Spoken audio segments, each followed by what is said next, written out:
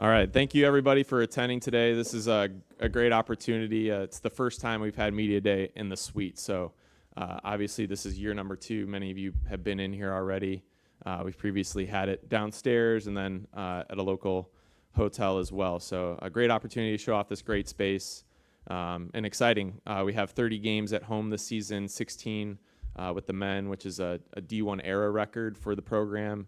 As well as 14 for the women. Also getting to open at home for the men this year, which is really rare. First time in over a decade that's happened, I believe, since 2012. Normally, West Coast, all over the country. Yeah, exactly. And then the women will be home. Elementary school day is the 9th, so getting to play at home really early on as well for them. They'll be at Florida to open the season. So, of course, I'll give both coaches an opportunity to speak and cover more of those details. We'll have sidebar opportunities with the student athletes as well. So whatever questions you need answered to learn about these teams, there's obviously a lot of new faces. Coach Lambert's first year, her staff as well, so get a good chance to get to know them. I won't go too in-depth about some of the promotions and ticket options this season. A lot of that is available on unfospreys.com. It's going to be up there on the website throughout the season for hospitality, premium seating options, for ticket options, information on tailgating as well.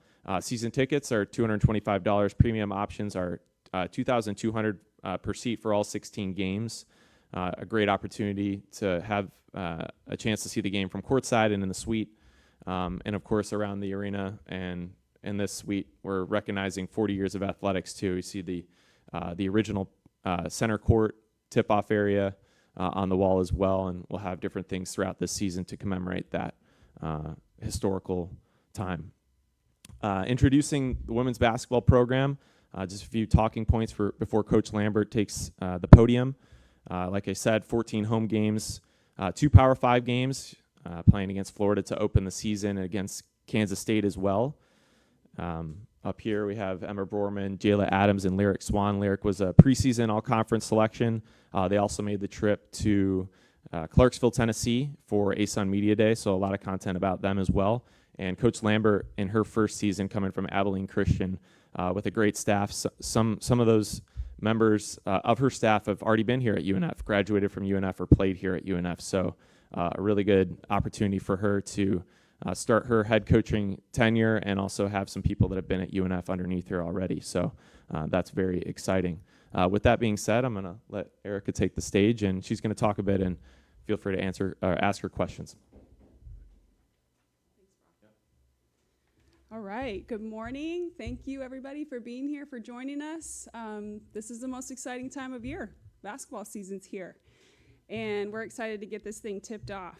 Last time I stood at this podium was back in April when I accepted the job, and a lot has happened since then. I don't have any speaking notes today. I have in my hand my practice plan because we practice in about an hour, and at the top of it, it says practice number 62. 62. This team assembled on June 20th. That's when our freshmen reported to campus, and we've been working really hard since then to lay the foundation for what we want to be a championship program. We have really lofty goals for UNF women's basketball, and we want to put our players in a position to finish in the top 3 of the ASUN every year and to contend for championships. We've got a lot of ground to cover and a lot of work to do to get there, but I'm really, really impressed so far with our players' buy-in, and I was talking to them about that the other day. A lot of times with a coaching change, it takes a while. It can take a season or 2 to get players in place who are buying what you're selling. But so far, so good on that front. I have a great group of young women this year who are just hungry for change and hungry to improve and get this program to a new level. So the best thing that has happened since I got hired is my coaching staff. I got to hire a great crew, and Brock mentioned some of them. Our associate head coach, Chandler Merkerson, played here, graduated in 2014, played for Nancy Miller. She's on the court. She's in charge of our defense, and she develops our post players. Sydney McCaskill is our second assistant coach. She came from FGCU by way of Marshall and does a great job developing our guards, working on our three-point shooting, and she's heading up our recruiting efforts. Benji Mastandria is our third assistant, and he's a proud UNF grad and also a Jacksonville native.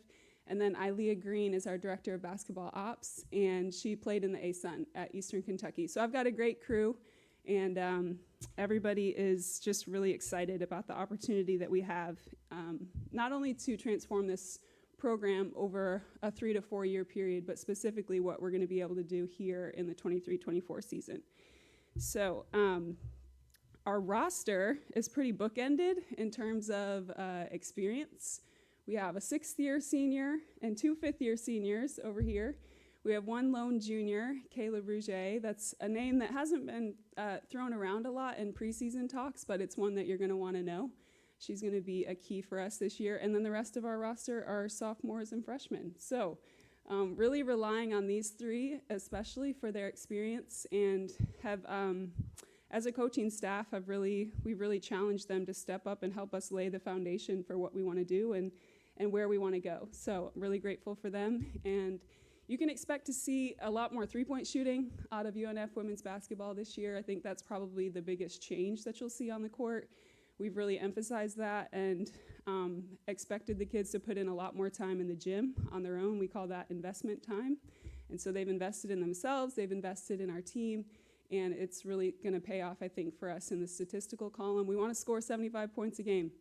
And last year this group was at 59. So we've had to figure out how we're going to cover that ground. And a lot of it's at the 3-point line, playing inside out, trying to get the ball in the paint. We have Emma as a force in the middle.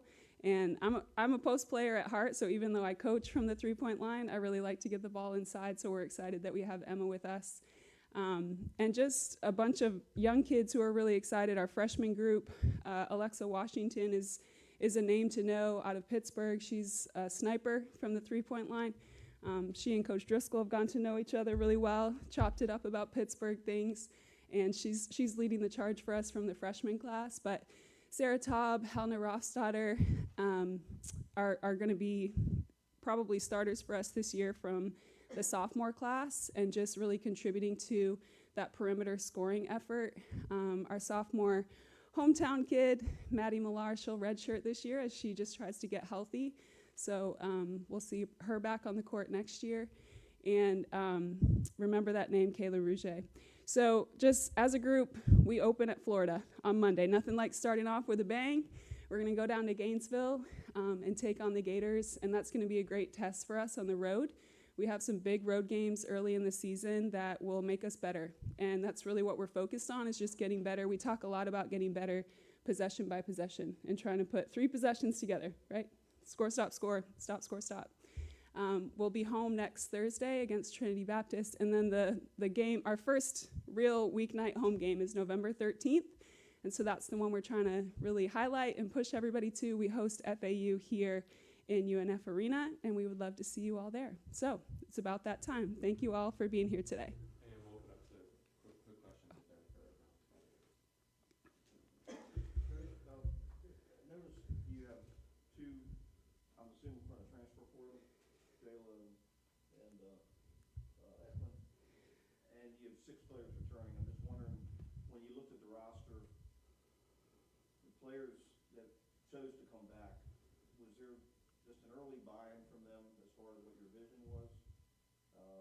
Because there's not as much roster upheaval here as there is at a lot of other programs, and what do you think? Why do you think that was? Yeah, that's a great question. So Selma actually transferred in last year, so we had 7 returners, and I think that's a great point. There's often a mass exodus when there's a coaching change, and I think that says a lot more about the University of North Florida and about just the university, but also the care of the athletics department as a whole.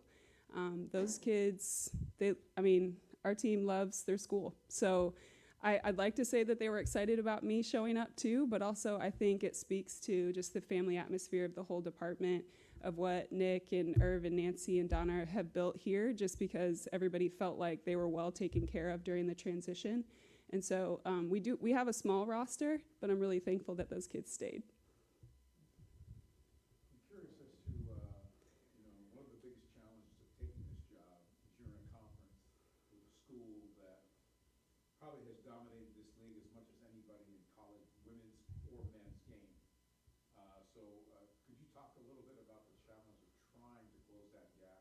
Sure. with Gulf Coast, and how much of a factor was that Sydney Haskell was hired on? Yeah. So that was very intentional. I have a couple thoughts on that, and one is just that I'm really excited to coach against Florida Gulf Coast. I'm excited to be in this league. I think that might scare some people away, but I love that challenge, and really respect just what they've been able to do in on the mid-major landscape over the last 15 years or so.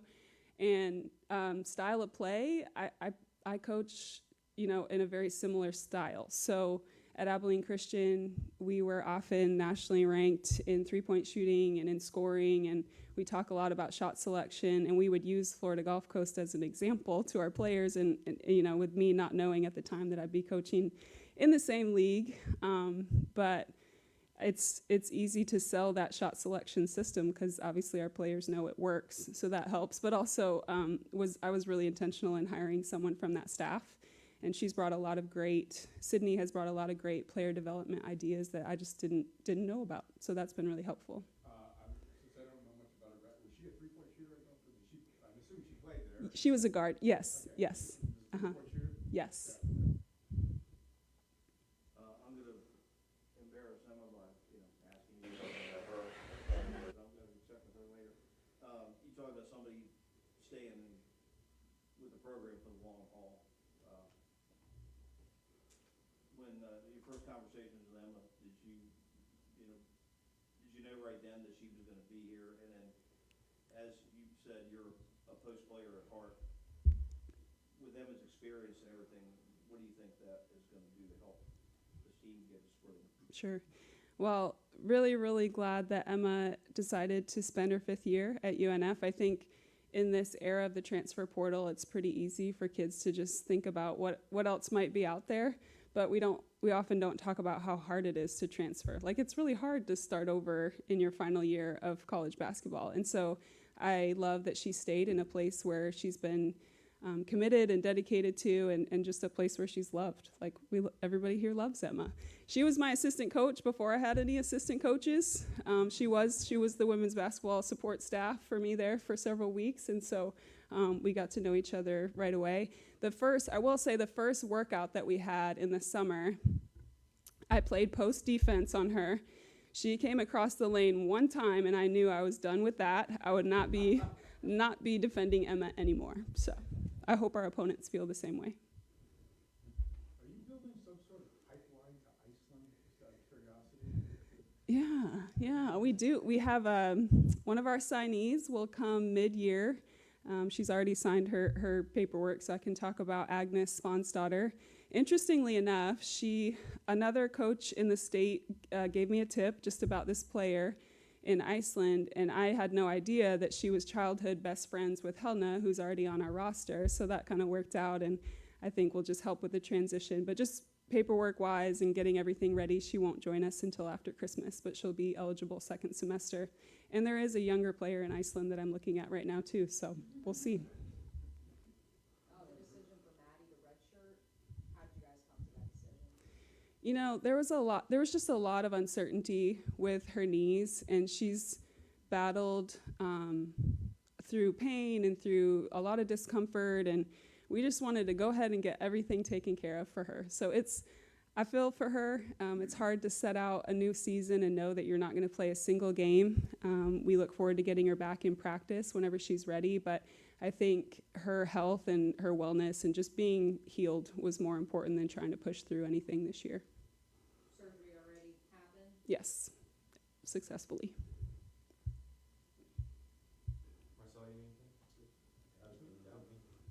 All right. Thank you.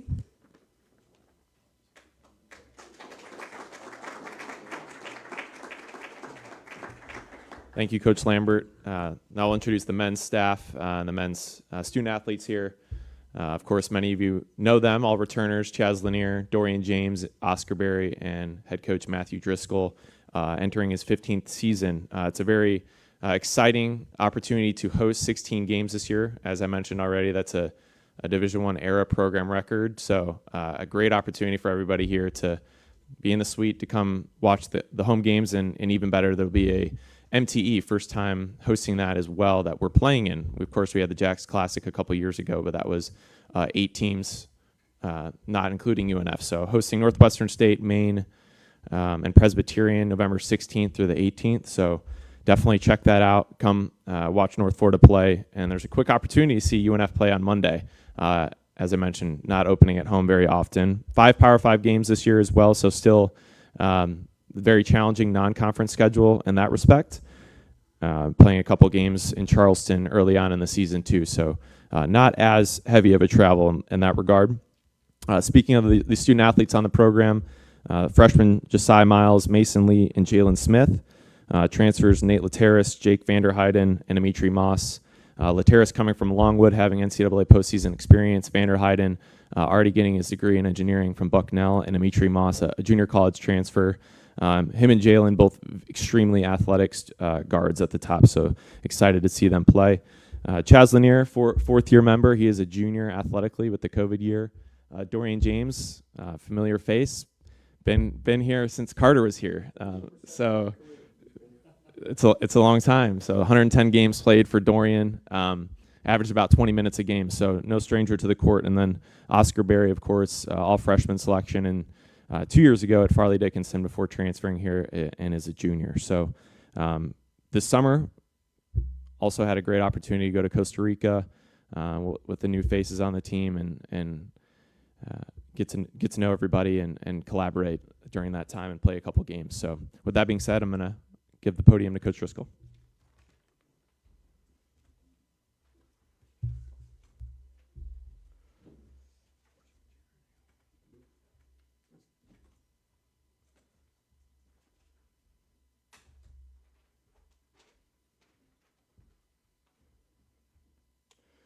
First thing I'd like to do on behalf of Sheila, and my wife, and our staff, I'd like to personally say thank you to the media. Because what you guys did, the way in which you did it, and how you were able to show people who he really was, what he really stood for, and also, too, what Sheila stood for.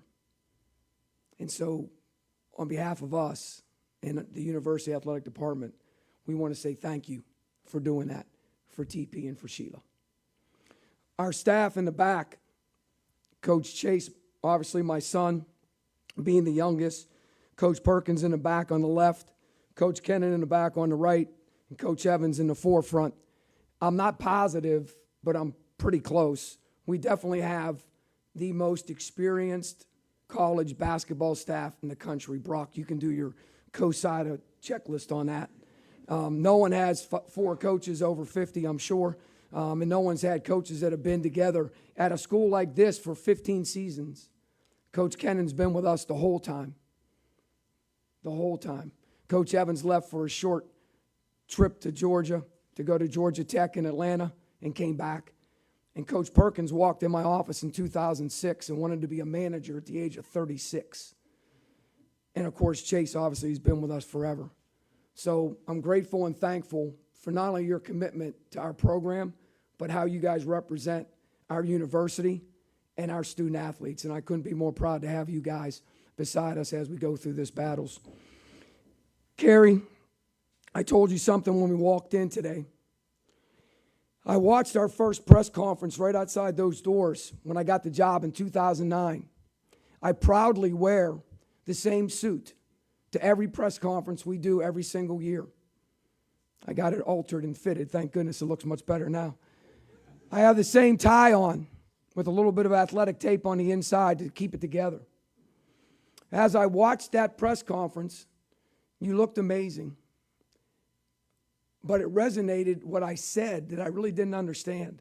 Your impact on this university's campus and what you mean to student athletes and to a lot of our supporters that are in here. They've tasted some good desserts. Like, what you've meant to this university has been unbelievable. When I said it that day, I had a feeling, but I had no idea to the level that it was going to go to, and it came to fruition. So I love you and thankful for you being beside me. When I was at that press conference standing there, and the things that we said at that moment, 15 years now, you could just play the press conference and it would be over. Because we've been very, very, very organized. We've been very, very, very understanding. We've been very, very clear. I've never met a confused, productive person. We've been clear in what we've said. In the last decade, not only have we finished in the top half of the league every year for a decade, but for 9 years in the fourth or higher, 3 championships. So expectations are what they are. This facility out here was built 93, 30 years ago for $9 million. $9 million. We put over $5 million in it since 2015, our championship. We generate over $300,000 before we tip off, just for premium seating, not season tickets, just for premium seating. So this program, in these 15 years, has done exactly what we were supposed to do and the way in which we're supposed to do it. Most importantly, making incredible human beings and really, really powerful men that can go out and do the things that they've done. And I'm very proud of that as the head coach, and I'm very proud of that as a program and as an athletic department. And it's something I think we need to understand as we continue to move forward. When we got the job, Coach said in 3 years, we're going to play for a championship. Phil Pierce, God rest his soul, second best realtor I've ever come in contact with in this city. Kelly Russell's number 1. I turned to Phil. I said, Phil, listen, we probably need to rent, not buy. Because what's going to happen is I'm getting fired. I'm going to get a Power 5 job, or I'm going to get a contract extension. That's what's going to happen. And that was 15 years ago. And we're still very proudly going forward in what we're doing. On that floor in 2015, what changed our program and what people fail to realize is that was the Sweet 16 Florida Gulf Coast team that was supposed to be the greatest in the hee-haw of everybody's world. And after they took a 16-point beating from us, and their point guard said that Dallas Moore is the greatest player in this league now, we knew that we had gotten to the level we need to get to, and now you got to sustain it, and now you got to keep going forward, which we've done. I think at the time in 2020 when we won our 3rd championship, I believe there was only 2 teams in NCAA at that time that ever flipped their roster and won 2 championships with 2 new rosters within 4 years. So where we're at, where we're going, doesn't change. It doesn't change. And when I talk about the roster right now, and I talk about the schedule right now, you need to understand that. You need to understand that. Expectations don't change.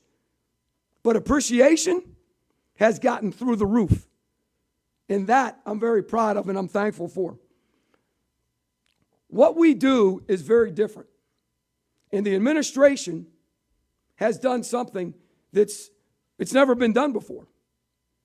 We've also had great help from this new group we call the Championship Circle. And I'm not allowed to mention exactly who's sitting in this room right now that's part of that because they've asked for it not to be public.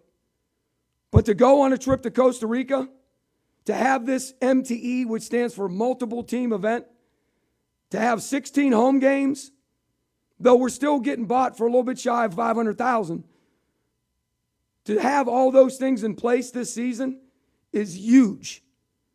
And our staff knows how to look at people, how to recruit people, and who to bring in, or else you don't win championships. Because if you ain't got dudes, you ain't winning. And the fact that one of them started at Oklahoma State, and one of them that starting at South Florida, and one of them went to FIU and is all NIL, and you guys all know that, that is what it is. But guess what? We're playing the games on the schedule in front of us, and these are our dudes. How are you going to be? What's going to be different? What's different going to look like? Nothing. Nothing. Coach Perkins sent a clip last night from Penn State from 2014, 16, 17. It looks exactly like it looks with these dudes out here on the floor. We're going to do what we do. We're going to be who we are, and we're going to let the chips fall where they may. Yeah, but Coach, you got picked 11th by the coaches. The worst you've ever been picked in your career. Even our first year, we weren't picked that low. Okay, so what do you want me to do? You want me to just say, oh, well, we'll throw it in. Let's just get new guys and let's just reload. Like, that ain't how it works. I don't care who you are, and I don't care where you are. If you're in the Big 12 where I was, the best basketball league in America, we had 3 national players a year in a row. If you're in the ACC where I was, we won 2 national championships, Maryland, Duke, when I was there. It don't matter what league you're in, because the league you're in is the best league in America. Because this league is look at it. It's a beast. But guess what? When we got here in 2009, it was a beast. Right? Belmont was the beauty. What happened on that floor when Belmont came, Gene, the first game? We beat them, right? So if you're worried about all those things as a player, you're a fool. You're a fool. That great Florida Gulf Coast, come on, man, 16 going away. Going away. So these guys understand it don't matter who's supposed to, because supposed to's don't matter. What matters is who is. What matters is who is. And what they do with each other. Because when talent's equal, character will separate you. And that's why we've always had great success. And these guys will understand that, and most importantly, get that group to understand that. Especially with that opportunity that Brock's mentioned. Our first money game isn't until after Thanksgiving against LSU. Something that's never happened before in our 15-year career. So we're super excited about what's in front of us. Not to go too far ahead of time, but what's in front of us. I would say this to you. Dorian James has been with me for 40% of my career. He truly understands everything that it takes.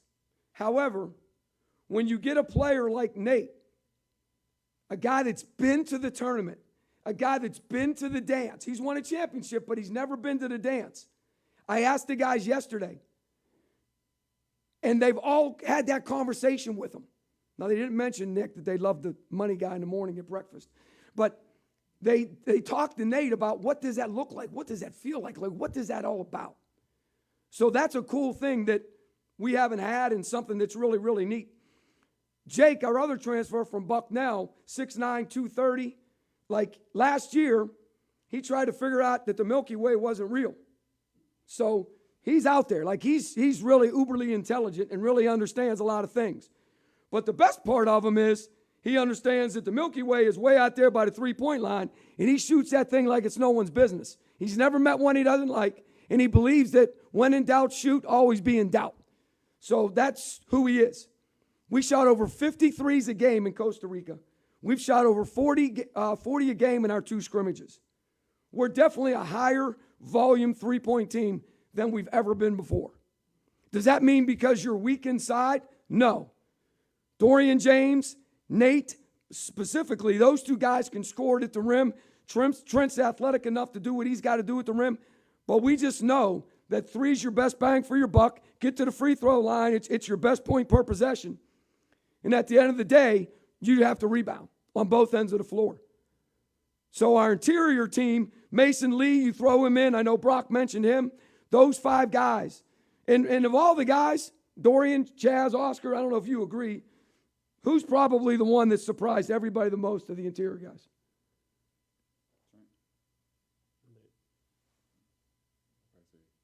Yeah, I'd say Trent too. That's nice of you to say Nate. Yeah, that's his roommate. Hey, Trent has been unbelievable. I told him the other day, I said, you're one of those guys that you think you're going to recruit over every single year. And all of a sudden, you get better and better and better. And why? Because he believes it's simple, sophisticated. Coach says plant your foot, you'll be a better three-point shooter. I'm planting my foot. He doesn't question anything. How do I do it? What do I do?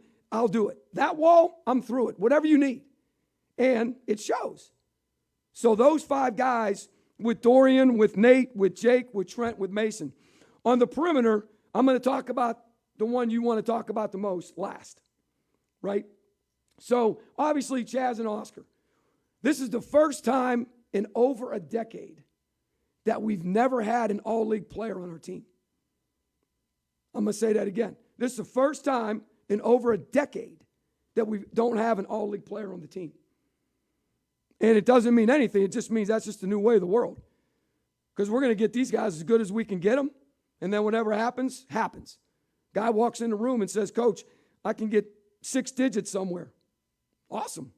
Can you join the Osprey Club on the way out? Like, can you help us out? Can you help brother out a little bit? So it is what it is. But we're going to keep pouring in and developing and pouring in and developing and pouring in and developing. And obviously, Chaz and Oscar. Chaz did something last year you guys don't know. We had 19 A-Sun games. In the first 14, he scored 45 points. In the first 14, he scored 45 points. In the last 5, he scored 53. Well, Coach, what flipped the switch? What was the difference? JR will say he was, but that's because he's trying to just get more clicks and more likes, right? But I don't know what it was, but it don't matter. It's like somebody you know that gets off an addiction. Who knows what the moment was, but they got to that next step. And that's what we're excited about with Chaz. Oscar, obviously, 40% his first 2 years. He's probably the poster child for consistency. He's going to do things the way you do them. He's going to give the ball to the right guy, screen the right guy. He's going to do all the things you want him to do. However, none of these guys have been the dude.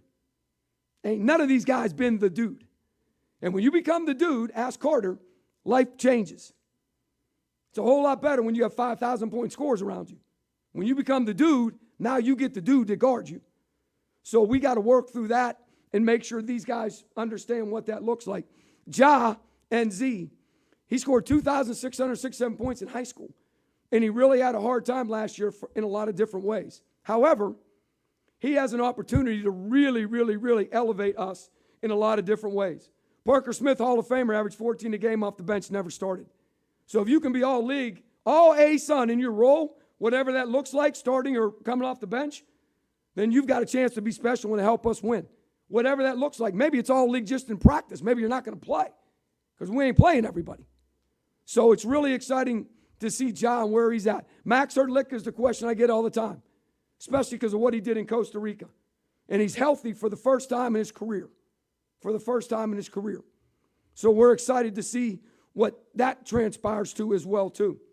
Brandon Rasmussen obviously brought him back on scholarship, and I'm excited about him. He's on the Virgin Island national team, played in all the national tournaments, and obviously brings a threat from the three-point line as well, too, and athletic, which makes it nice.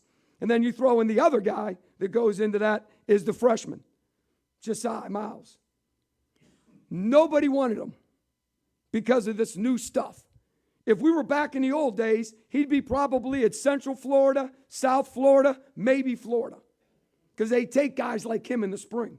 But no more because of this portal thing. So we took him. In 6'6", got a 6'9" wingspan, shoots it, handles it, mom and dad, Columbia grads, like he's the whole package. But the problem is he ain't figured it out yet. So he's a true freshman. He's trying to figure out the speed and all those things that are coming together. However, he keeps getting better and better and better and better and better. So that's the good thing. You want to make it difficult for the coach not to play you.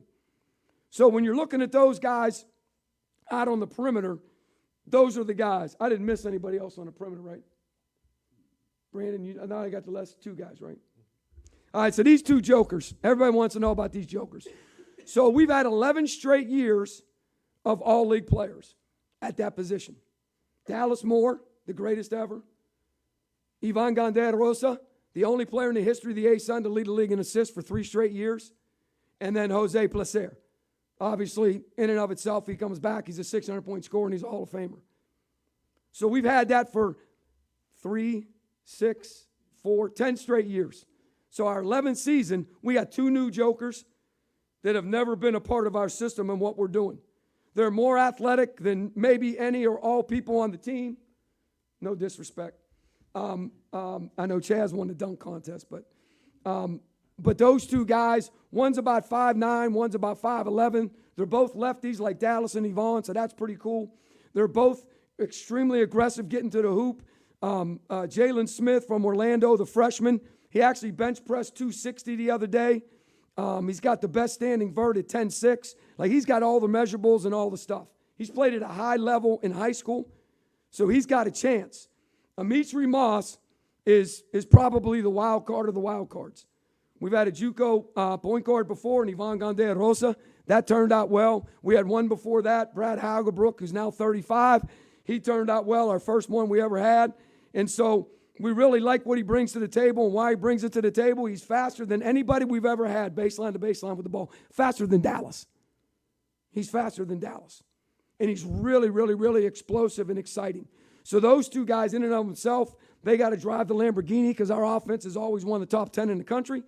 So they got to drive the Lamborghini, and those are the guys we're going to put the keys in their hands. So excited about that roster, what it looks like, and where we've come full circle. Any questions? I tried to. So it's crazy. At the press conference, there weren't any questions either. So.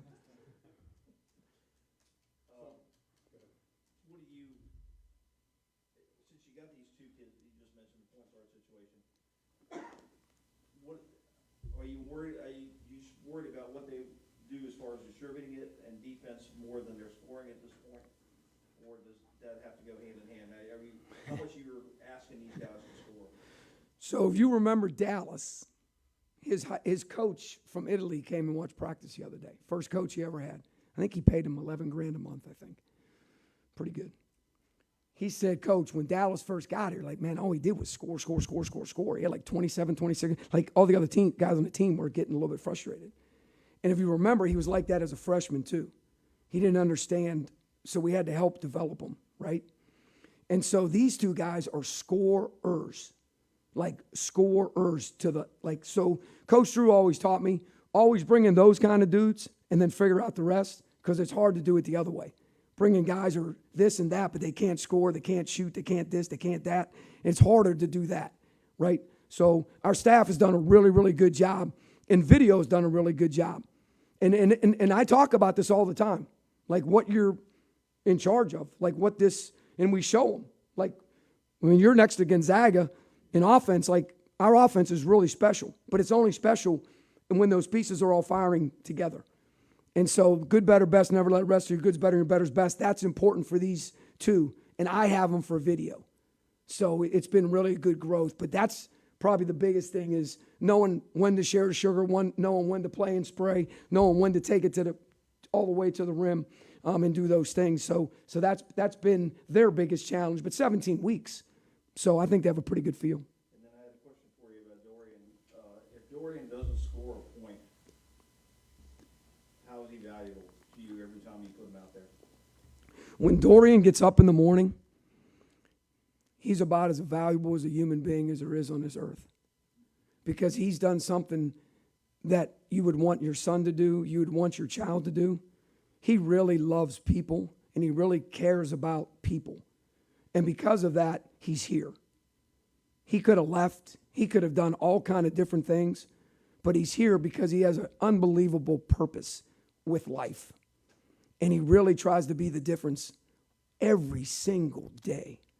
And so that's my biggest, I would say, about him. From a basketball perspective, let me ask you a question. If you ever coached, you would always want a guy that when he walks through the door, it's always the same. Like he's giving it to you every single day. It's not like, what has he got today? What's up with his girl? What's up with his class? What's up with this? Like those dudes, they end up working themselves out of the program because they don't do well with people like us. And so every single day when he steps on the floor, when he gets in the weight room, when he does all those different things that he does, he just has a consistency to what he's about. And it goes back to his parents. It goes back to his mom and dad. I think his mom's his biggest hero, but it goes back to his mom and dad. So Dorian's, all of that is what's made our transition better, quicker, smoother. That's what excites us. After that introductory speech, I don't know whether to address you as coach or reverend. But I'll officiate anybody's wedding you want. I have a license. I got Carter this summer, so he'll be number 9 for the players. So I'm going to quote you here. Definitely a higher volume three-point team than we've ever been before. You took 881 trays attempts last year. Correct. So we're going over 1,000 this year. Is that what you're talking about? So I would say it a couple different ways. Number one, I think our attempts per game, Coach P, 27. Does that sound right? It's something like that. So if they would have counted the one game that we couldn't count, we finished 4th in the country at 10.4 makes a game, but we really were 2nd at 10.8. I think we took 27. We shot 39 or whatever. Bo's senior year, he and Trent Mackey were actually, they're right now currently top 5 in the history of college basketball as a duo. One was 46, one was 43. And that year we were 41. one of our championship years that we led the country in threes made. So that team, 41, is really, really special. This team, I feel, has the opportunity, in my opinion, I think the staff, we all feel the same, has an opportunity to be even higher. And 40, if you get to 40 and 41 with the attempts that we're going to take, it's exciting. And what these guys have done in the last 6 weeks, Gene, that's made me even feel better, is they've shared it better. They've taken less, what Coach said, bad shots, or shot selection was the term that Coach used. And they've understood what a three really looks like, because a three for these two is different than a three for him. And so we've really done a great job as a coaching staff helping them understand that. So that's what I'm excited about. And the other thing, too, is, Gene, you got to guard it. Like, you got to guard it. You know, someone said to me the other day, well, do we have a guy like this guy, or do we have a guy like that guy? I'm like, well, Jake's 6'9", 230, so he might look like that guy. But that guy can't guard Jake. Ask Ben Simmons when he tried to guard Bo Beach, right? That guy can't guard Jake. So there's a balance between the two, and we understand that, and they understand that. So I know we can get the ball inside whenever we want, because no one's going to help. And if they help, we're shooting threes. So getting back to my original question, which was, Are we going to get over 1,000? Sure. well, it sounds like you're talking 1,200 because you mentioned 40. What's 40 times 31? 1,240. Then put that down. Let's go with 1,240. You know, gambling is now the number one cause of suicide in addictions. So I'm not going to gamble on it, but let's go with the 1,200. I like it. Good math, too, by the way. Marcel, you good? All right. Thank you. Well, Gary, Gene, Marcel, if you guys need anything on the side, we can do that now. So thank you. Yeah.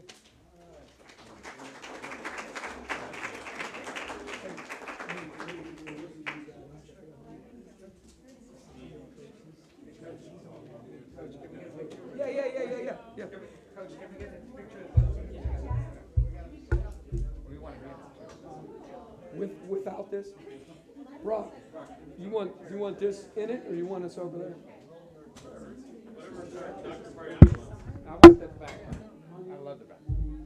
You guys didn't know. You guys You got it, go ahead. No. You go in the center. Come around.